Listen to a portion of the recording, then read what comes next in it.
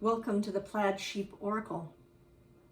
This is a collective reading, and this morning when I was thinking about whether or not to do a reading, I finished all the zodiac readings when I did Leo. Do I do a collective? Do I move on to Aries? And this card really called out to me. It was sitting on the top of the deck, kind of staring at me. And we do seem, collectively to be in transition.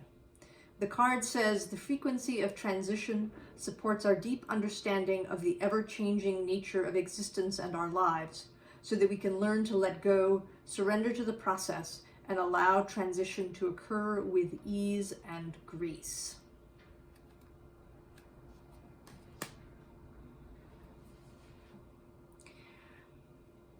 And I think we certainly are, all of us in transition. All the readings I've been doing have been about the different difficulties, challenges, roadblocks that we might be running into as we try to move into this new space, this new reality, new timeline that we're all attempting, or are moving towards.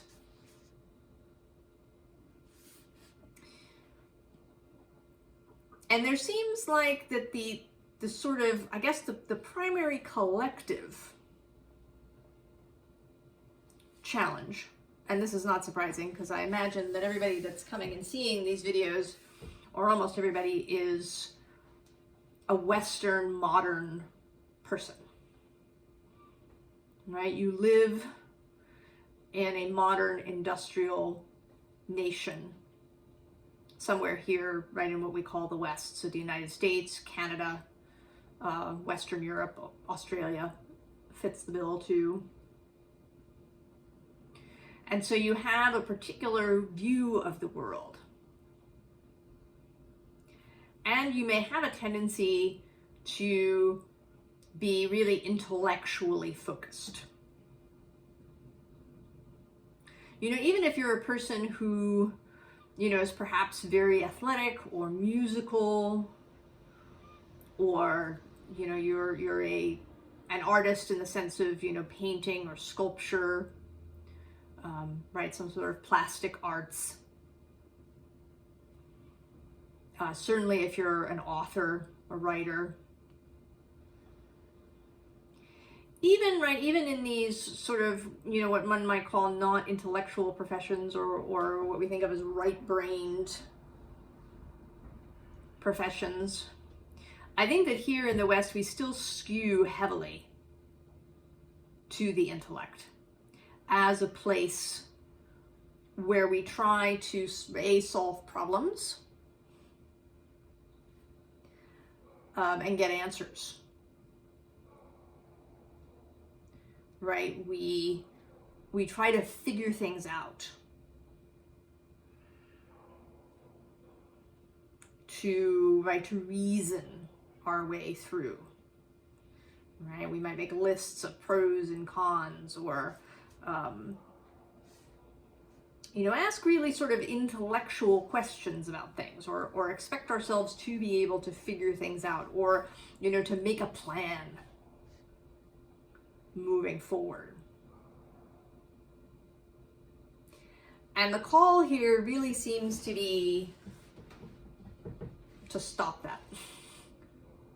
That this phase of transition simply doesn't, it's not a place where this will work. Because the intellect can kind of only, or if we say the pure intellect, the brain intellect, can kind of only work with what it has, that is to say, with previous experience. Now, the word intelligent, actually, etymologically, comes from a word meaning to understand. So if you are intelligent, you have understanding. So it isn't actually about the brain and that kind of brain thinking, logical thinking. That isn't necessarily what it means to be intelligent, right? There is an intelligence of the heart, of the body, of the soul, right? All of these aspects have their own understanding of their experience of our lives.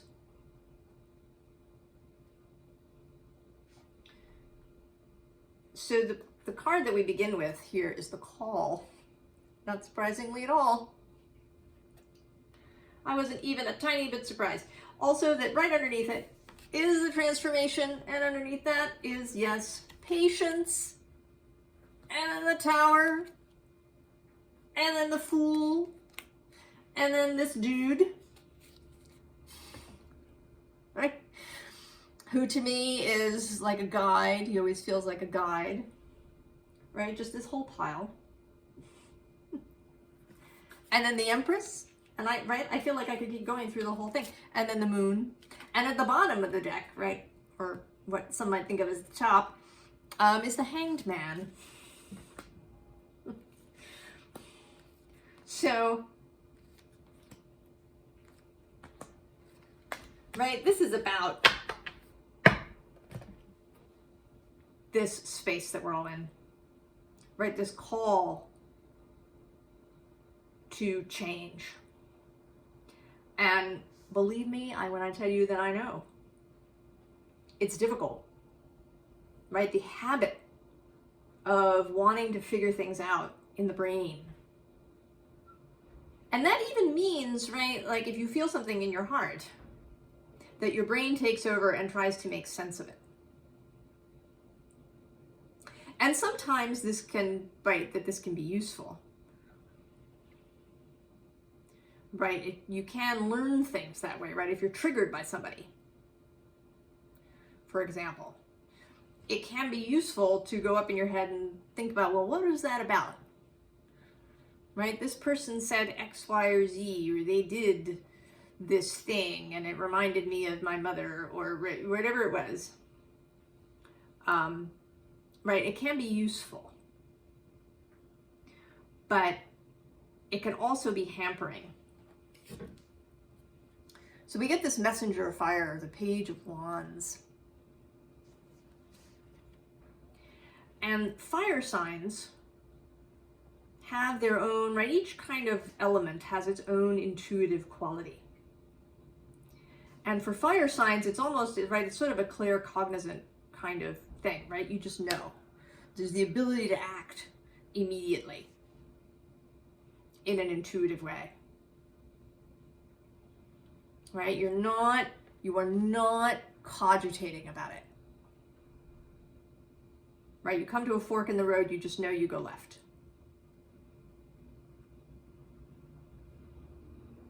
Right? You're not, paying attention to, right, what the road looks like, or what the sign says, or, what the compass direction is, right? None of that. You just know. You go left.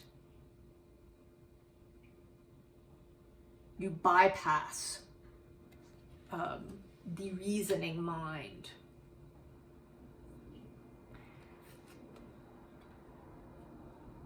And the page as the sort of childlike, the youngest member of the court cards,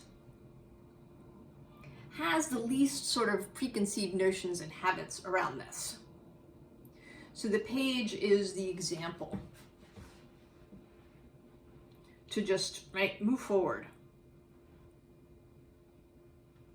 To allow yourself to know that it should just be this, even if when you sit down and try to reason it out logically, it doesn't make sense. So this Queen of Water comes next. And, this is about feeling. Just how does it feel? Not like what you can make out intellectually. Not trying to figure out why you feel a particular way. but just really leaning into the feeling.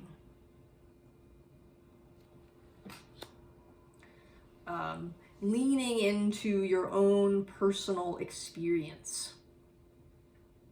Because what anybody else thinks or what anybody else knows may not be relevant. Right? You know, things that we learn from others, right, they certainly have their uses, right? But ultimately, it is our own personal experience. What do we know, right? What is it that we feel in that, right, in that knowing way?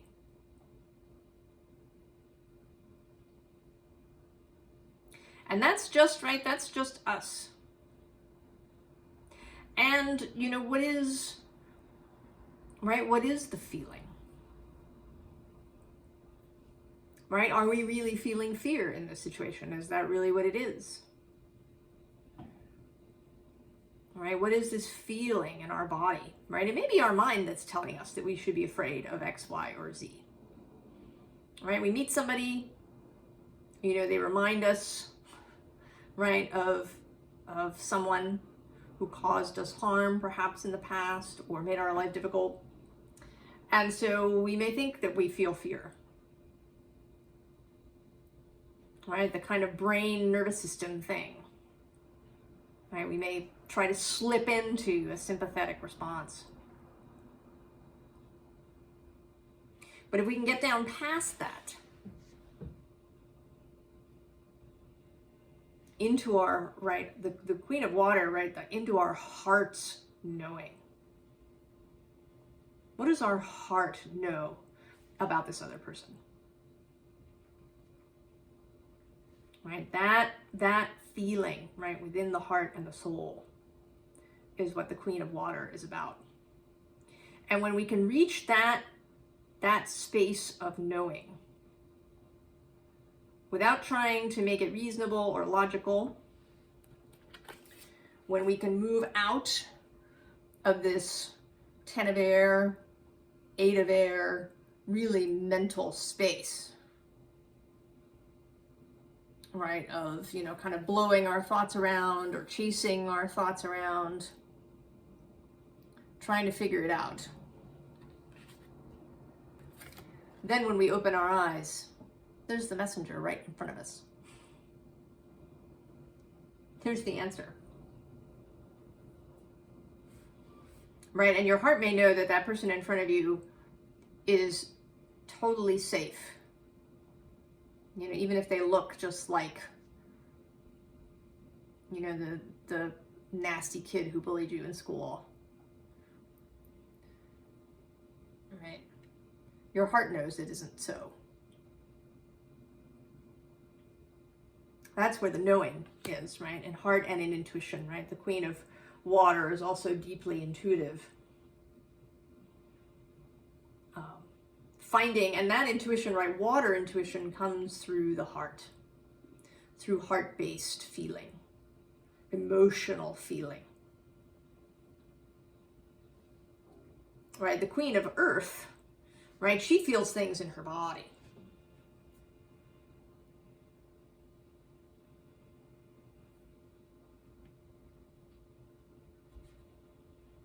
Right, and then the Queen of Air, right, she's actually really the claircognizant person, right? Just a sense of knowing, but without reason or logic.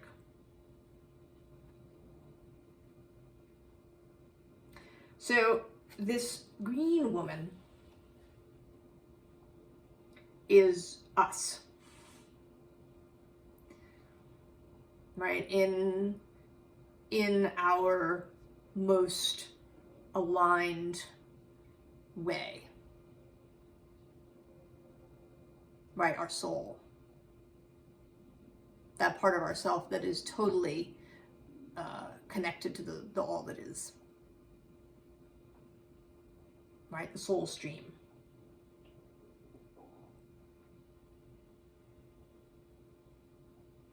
right? This is us. We know. Ultimately, we just, right, we had to forget in order to be able to have our experience.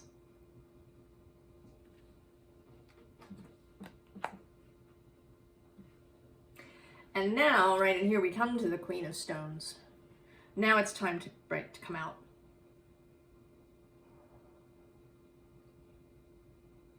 And we don't have to, right, it's not like we're going to remember everything about every previous life we ever had. But we're going to remember our own strength and our own power and our own ability to know.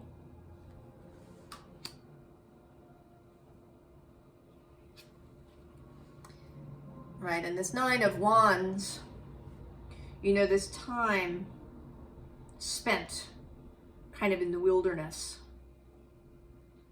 right? The wilderness, not as a, you know, as a fun camping trip, but the wilderness where we wandered around lost, perhaps for a really long time.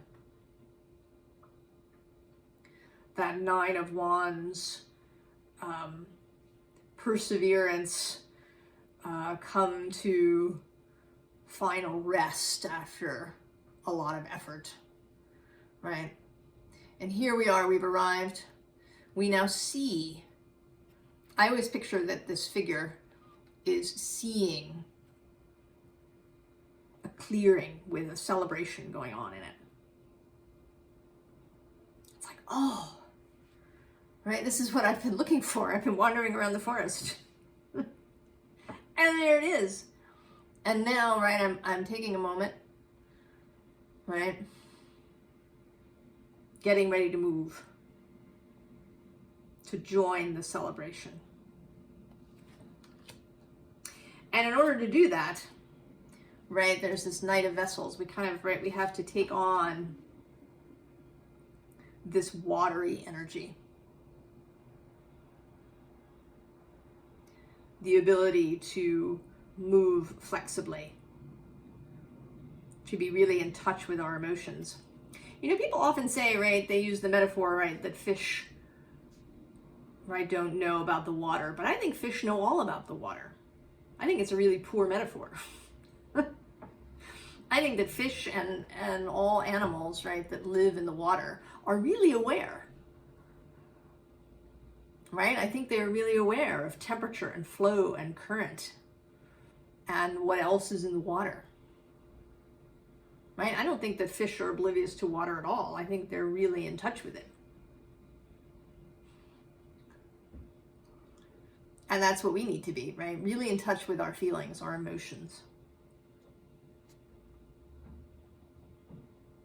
Because, right, the heart is really the compass. You know, your body can have a distorted compass, right? The nervous system, that kind of brain body thing that can get twisted up in our childhood experiences. That compass may need to be retuned. Right? We can find ourselves feeling really comfortable in a relationship that sucks because it's familiar. Right, or a situation that sucks because it's familiar, right? For the compass, right? For the body, it's like, oh, I know this. I mean, it sucks, but I know it. I can deal with it. I survived it before. That's cool. I feel comfortable. Right? You may, in fact, the body may, in fact, feel really uncomfortable in a marvelous situation because it's totally unfamiliar. But your heart and your soul, their compass does not get messed up, right? Your soul's compass remains untouched.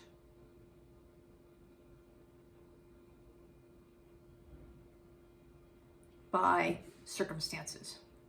I mean, your heart, right? Your heart can physically have problems. Right, become congested and malfunctioning in some way. If you resist its call. But it's not confused about what it wants, right? It may get, sad or malfunctioning if you don't move towards your heart, or if you ignore your heart's desire to love, or if you are constantly repressing your feelings, particularly of anger.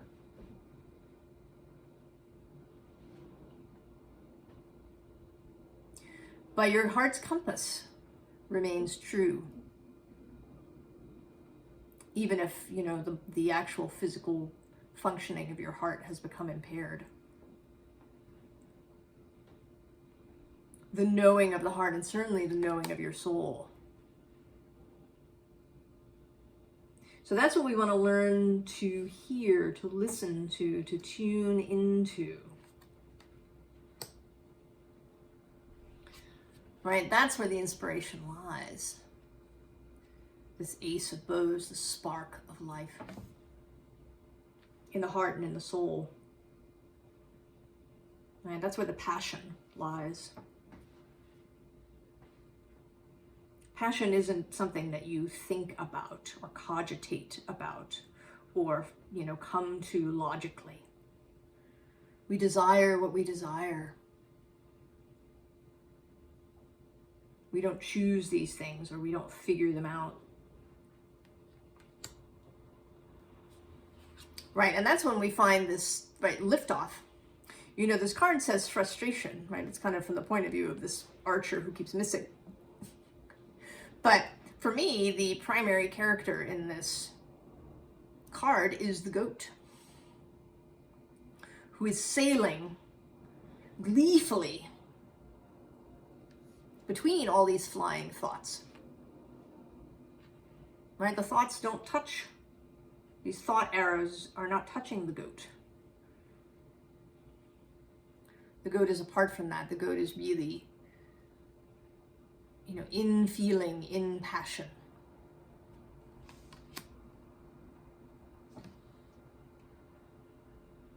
And so when we arrive in this place, right, then we arrive in the Nine of Pentacles.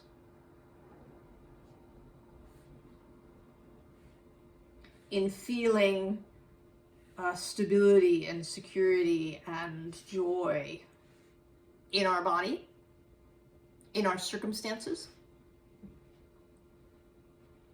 right, in what we have and in what, we're moving towards, right, what we desire. Right here, she touches this dove. All right, there's an element of peace here, of comfort in, knowing how to know.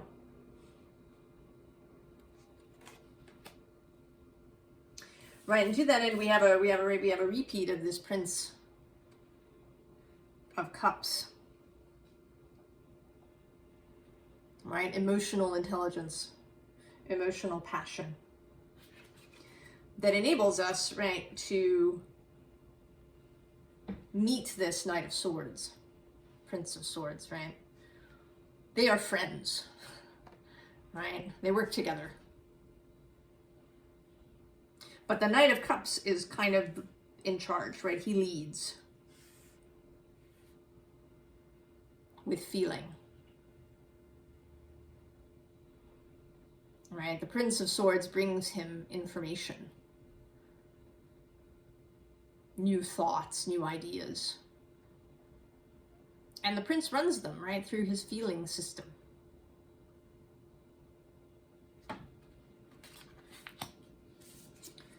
And together, right, they create a unified will.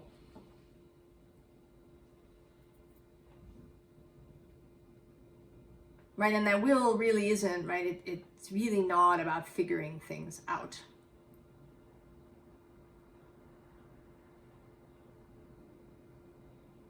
You know, solving puzzles can be, right, it can be a fun exercise, right? Solving crossword puzzles and Sudoku puzzles and these kinds of things. But in moving through this transitional space, right, what we want is this clarity of emotion.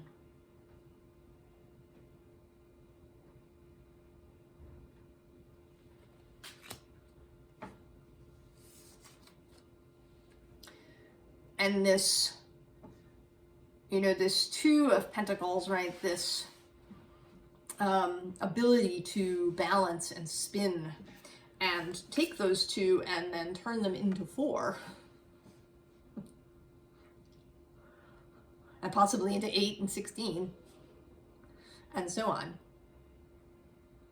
Right? It's about being centered,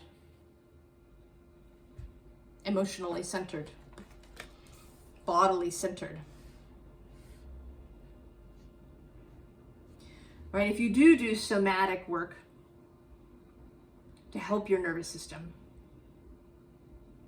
right? It's really your heart and your soul that lead, right? Because if your brain is just telling you, you're safe, right? If that's your affirmation that you say to yourself every morning, you may really not believe it. But if you allow your nervous system to connect to your heart and to your soul, then that, right, that's the communication that may be convincing.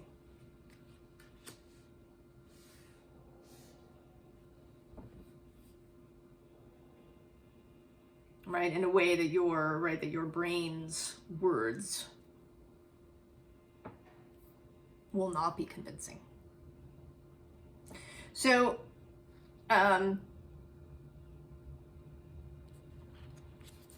this underlying, right, is this craftsman of air.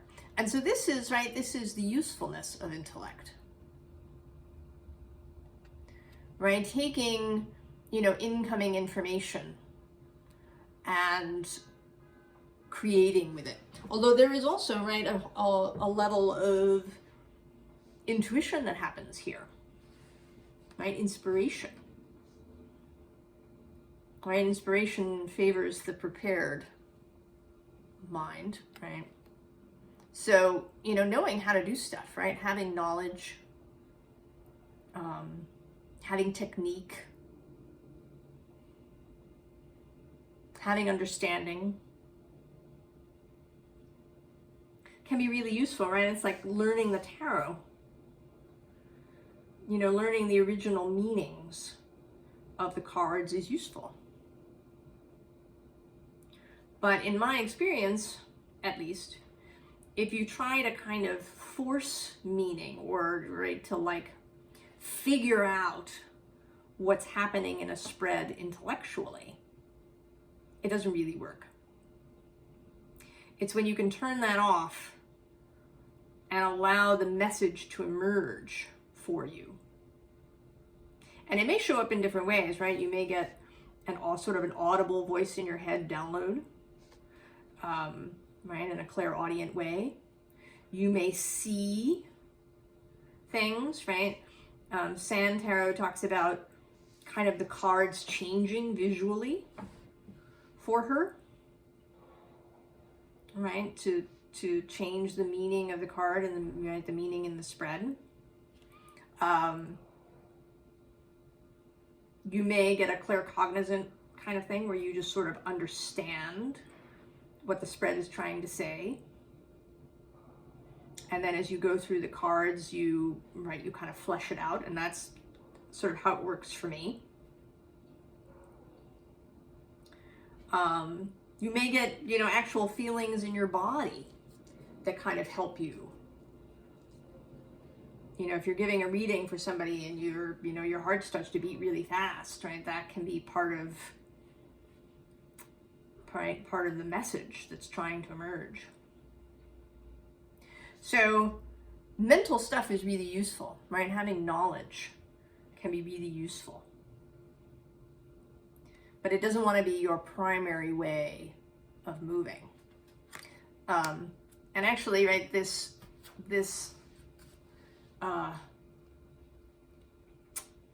sacred geometry deck that was staring at me this morning, the card under transition is conception. And it says, the frequency of conception invites us to bring our consciousness to our origin, the place where everything in creation begins. It helps us to remember the infinite potential and possibilities of this space and what we can manifest through our own focused awareness and intention. Right, so that is a conception, to conceive of something. Right, I mean, you can conceive of something in your mind, and maybe it can feel, right, like you figured it out. But I think that it's more likely, right, that this conceiving came through other channels, and what your brain did was to make sense of it for you. And then on the bottom of the deck, we have Merkaba. The frequency of Merkaba supports our ability to use our consciousness to traverse into other layers of reality and dimensions. It activates our access to our Akashic inheritance as well, merging the totality of our experiences into our present to serve our highest purpose. So that's kind of, right, what this heart, soul, emotional exploration and union and alignment is about. Right, this craftsman, right, is holding a Merkaba. And underneath the craftsman is the goddess. Here in the web, right, attuned to every vibration. So, right, if we get up into our heads,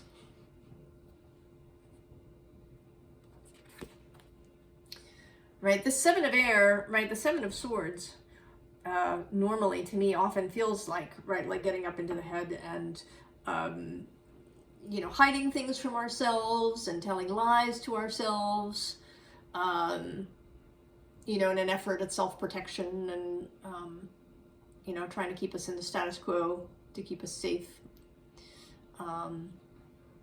You know, and also, right, trying to figure things out, right, a kind of mental defensiveness.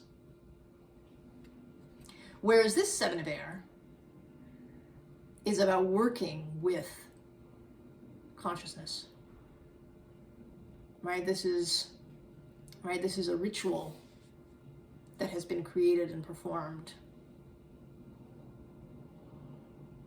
This is working with spirit through practices, because that can help to get us into that soul space. You know, if your mind is too busy, if you've gotten really hyper focused on a problem, you know, or you're having, you know, maybe you're having a relationship issue with somebody and you're in an argument and you can't find your way out, right? You may need to create practices for yourself when you can come out of that, right, hyper intellectual, hyper brain space. And the other way, right, is this Three of Earth, right, body stuff. Right, going and doing something physical. Engaging the senses. Right, the smell of fresh cut grass or flowers. Right, the taste of good food. Right. So I actually asked a bit more. I wanted a little bit more, right, of what this advice was about. Right, like how do I get into, right, how do I use this Seven of Air? How do I get out of the head? The underlying card is the Ten of Wands. So dropping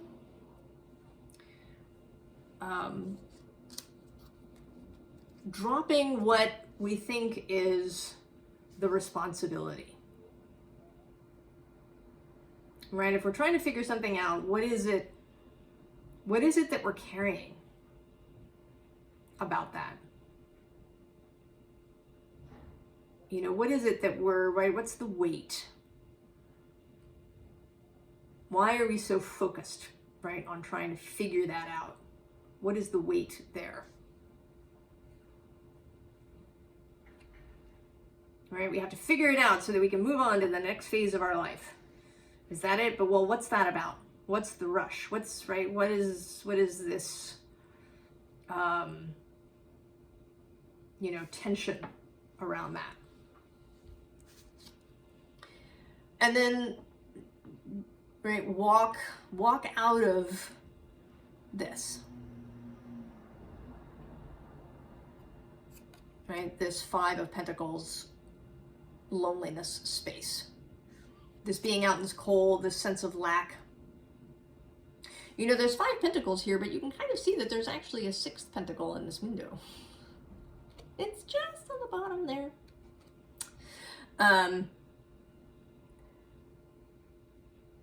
Right? It seems to be a little bit different than the other pentacles, but right, there's something there. That, right, just not seeing.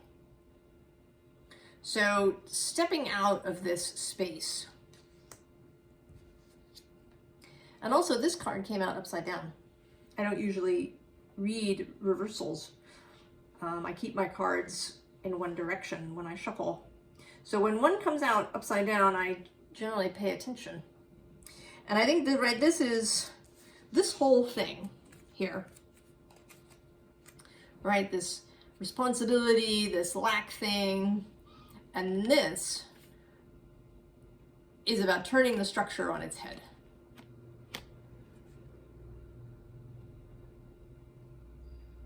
What is it that you think is actually absolutely true? What do you think is immovable? What do you think is unchangeable? Where is it that you think you're alone?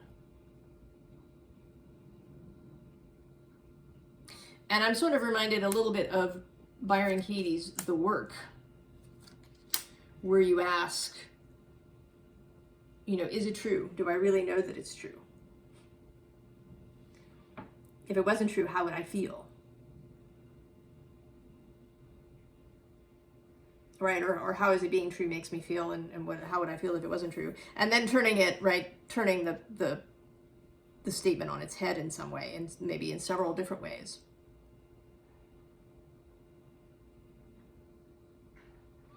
So finding, right, if the work works for you, or finding some other way of just turning the situation on its head.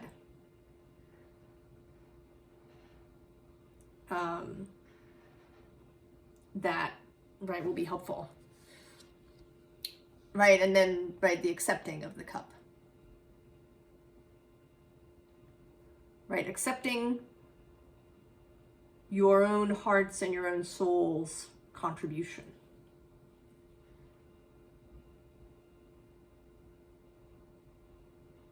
Right. Allowing that, right, to really come through. Even if it's something that makes no sense, that seems, right, that either seems illogical or seems like a really big risk in some way. Or is not what you thought you wanted. You know, sometimes we can want things, or think we want things, in opposition to others, as well as in line with others. Right? Have you been driving yourself after something because it's not what your family or your friends want? You know, have you been, you know, doing something, you know, that even seems wild or outrageous for your family or your culture? Right? Simply out of resistance. Or have you been, you know, following the family plan? Have you told yourself that, yes, you wanted to have, you know, be a lawyer or a doctor just like your parents and your grandparents?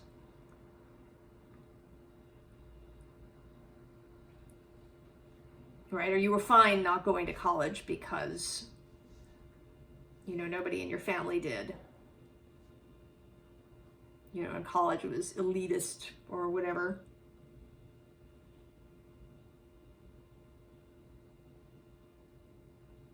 Or you were, you know, maybe you were fine, you know, being, right, trying to be an artist because that's what your family does. You know, everybody in the family is an artist. But there's some aspect of you that, you know, wants to be an engineer. And you haven't been listening because it doesn't make sense. Or it would cause problems. Or it's too risky. Right? So what is it that's trying to come through?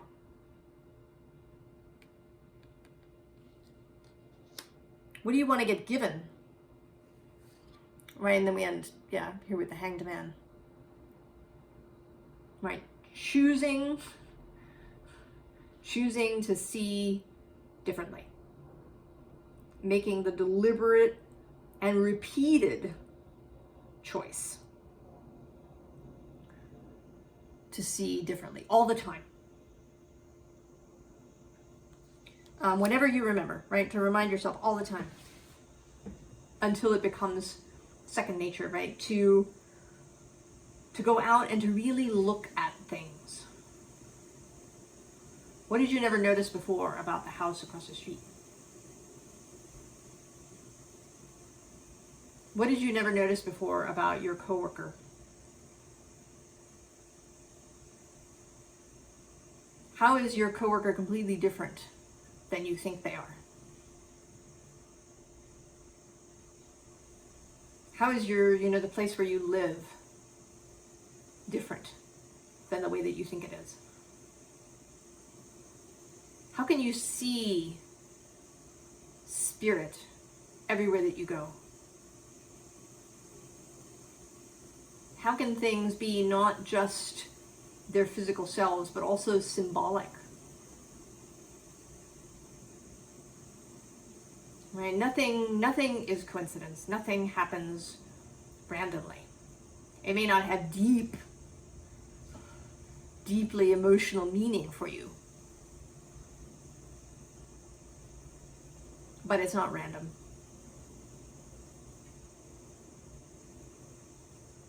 You know, what does that flight of birds make you feel?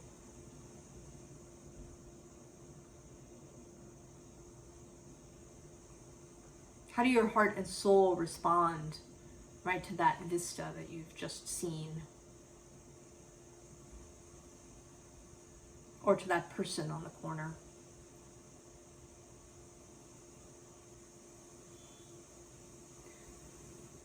So to see your world anew, to see it through the eyes of your soul and your heart, through the eyes of Source.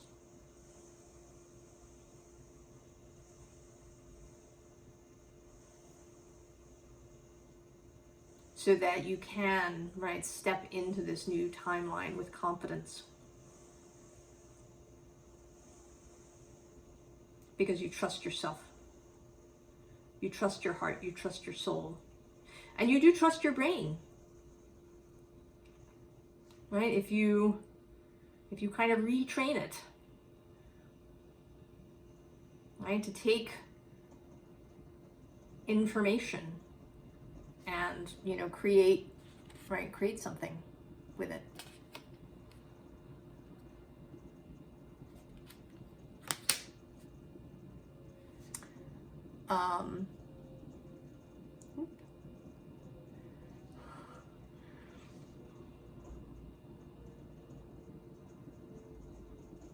So,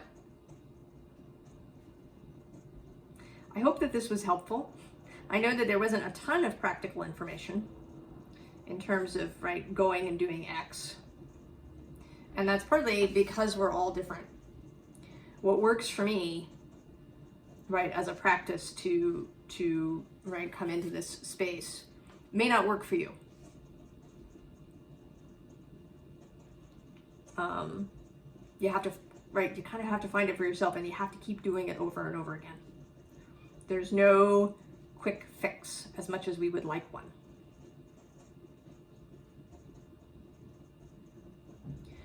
So I wish you the best, right, in your transition.